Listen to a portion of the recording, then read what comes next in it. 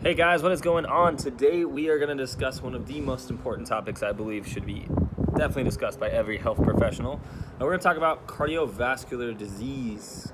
It is the number one killer, is the reason why I think everyone should know about it. It also would include with stroke in my opinion, because they are caused by similar effects. So I'd like to go in a little bit in detail about it, but first thing said, this is all supposed to be educational. This is not necessarily me telling you to change your lifestyle without discussing it with your doctor, dietitian, or the health specialists that are affiliated with you and your specific health. Remember, everyone has different stuff.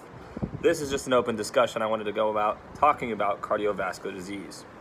So, what is it? Well, it consists of a wide variety of things. For example, half of cardiovascular disease being 600 million people a year dying from it, half of that being 300 die from coronary artery disease, meaning the actual coronary arteries are the arteries that supply blood to your actual heart, have some kind of blockage, some kind of issue, and then the heart tissue dies or can't function the proper way it needs to, and basically your pump that gives the oxygen for every cell to survive stops moving. Now, the reason that oxygen is so important is because the oxygen not only creates energy, but it keeps your body alive. So a lot of organs can survive a lot longer, but unfortunately after 4 minutes of your brain not having oxygen, you start to have brain damage occur, and once the brain shuts down, the rest of the body follows anyway. So you want to be very mindful of getting that oxygen and making sure you take care of your heart. Problem with hearts as well is heart is a muscle. There's three types of muscle. There's cardiac muscle, there's smooth muscle, and then what most people considered is skeletal. Smooth, you can think of maybe your esophagus. Actually, it has something called peristalsis, where it helps bring food up and down. That's why you can technically drink upside down and the water will still go down because the muscle pushes it through.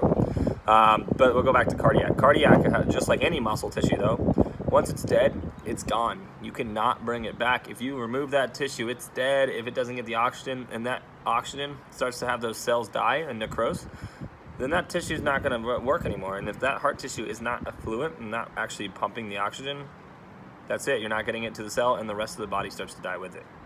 That's why it's the number one killer. Now, also, there's a lot of other factors that can occur to why people get heart disease in the first place. One being simply genetics. Unfortunately, sometimes people are drawing the short straw, but a lot of it, and the majority of it, is actually lifestyle. So when we do an assessment, determine if you have a high risk, moderate risk, or low risk, we look at a big few things. One, are you stagnant?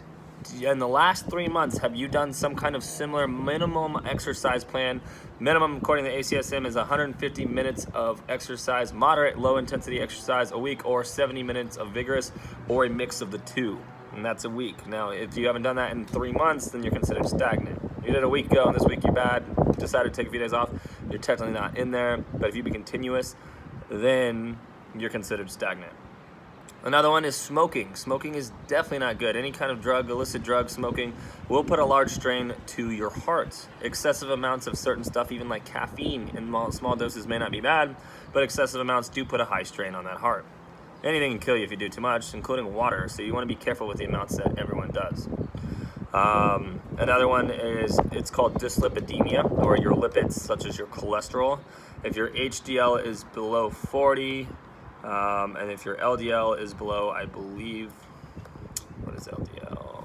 Well, I do know if HDL is above a 60, we actually count it as a negative risk factor. So let's say you have two risk factors,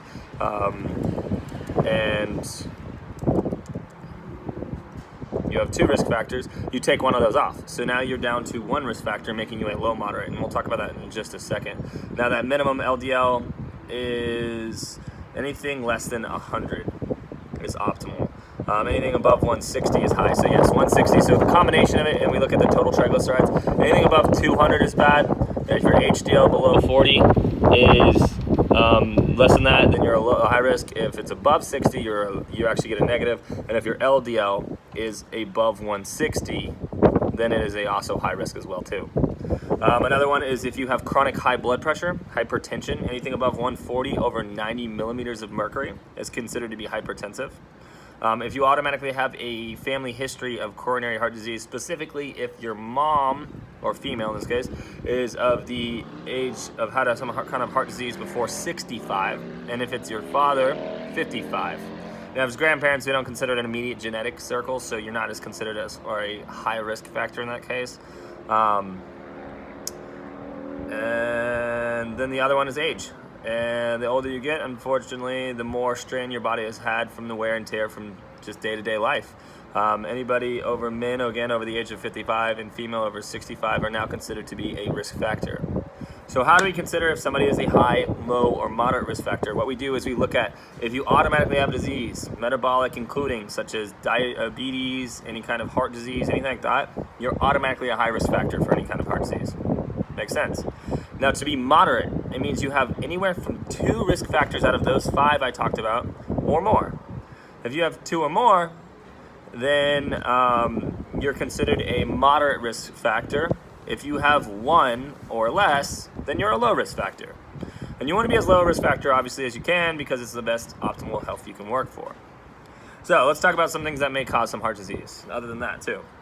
A big one that a lot of people don't really know is sugar. Sugar leads to a lot of inflammation, a lot of strain to the arteries, just like high fats, especially trans fats, sat fats, can put a high strain on those arteries. They cause that inflammation. And again, even eating large amounts of proteins, especially animal-based, including reds being the worst, will create something called hemocytosines.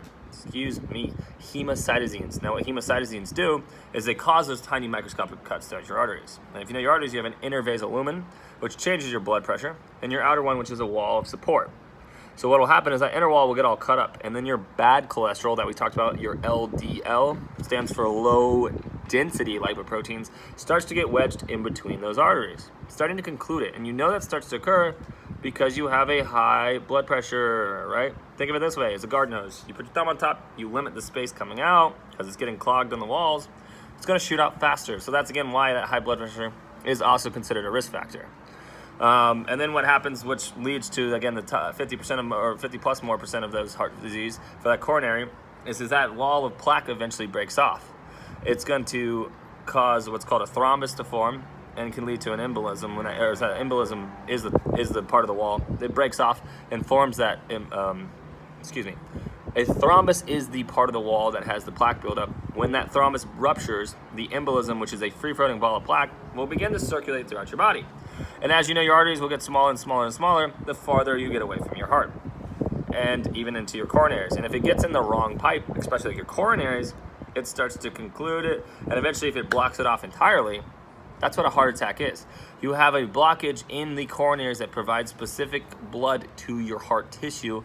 And if that heart is not getting blood, in this case oxygen, it dies. And that's basically what a heart attack is. Now, if it does it in the brain, that's a stroke. It blocks some of those smaller paths in those arteries in your brain, that plaque buildup. That's that stroke too. So again, that's why I can tie those two together. They all come from that, again, that plaque buildup. And what you can do to kind of fight that, there's a few factors. Obviously, increase your exercise. One of the biggest, in my opinion, is diet. Diet's very important. You want to drink a lot of water. Try to avoid a lot of those high animal-based proteins, especially reds if you can. And if you are having higher ones, you do want to make sure you're bringing a good amount of B6, B12, and folic acid to help break down those hemocytosines and to help prevent that inflammation from ever occurring, preventing that plaque from sticking up. Also, you want to be mindful of your cholesterol. You want to increase your HDL and decrease your LDL, because with high density lipoproteins, it'll knock off that LDL off the wall and continue to circulate it, because you need your cholesterol. Your body's going to use it no matter what. It's a transporting molecule. It's where it is and what it's doing that's the problem.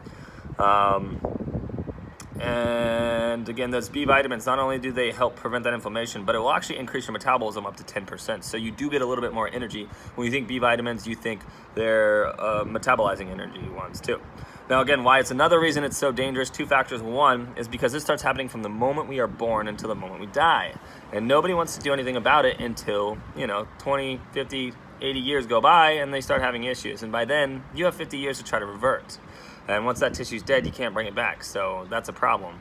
The other factor is too as well, B vitamins that I said, some of these factors that help kind of prevent it.